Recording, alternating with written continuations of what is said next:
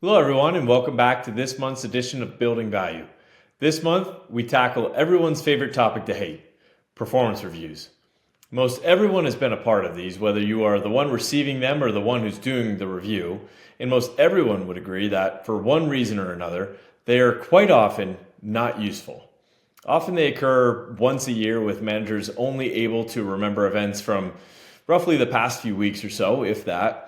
And as a result, they take the form of all parties going through the motions. Hey, you're doing great. Anything else on your mind? No? Me either. Okay, thanks. See you in a year. Or, hey, you're doing great here, here, and here, but management also says that I need to give you an area to improve because we can't give perfect scores. So, here.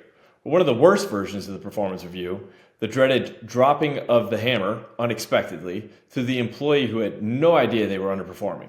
This is often also because we as managers and bosses were either unclear in our communication or unclear in our expectations up until that point, none of which is fair to the person on the receiving end. So what can we do to turn this on its head, to actually make it productive and useful for all parties instead of something that we all dread seeing on our calendars? First, make them quarterly, ideally with quick monthly check-ins along the way to see if there are any minor course corrections needing to be made.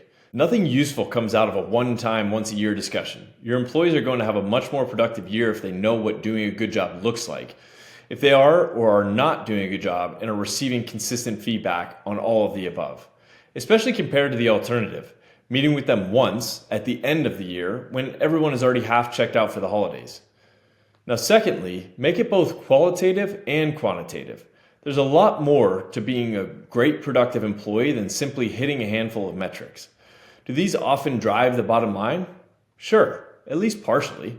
But anyone of working age also knows that when you work at a company doing something you really like, with people you really like, you work harder and you tend to get better results because of it. At Persilium, part of this evaluation includes things like, do you go above and beyond for our clients and your teammates?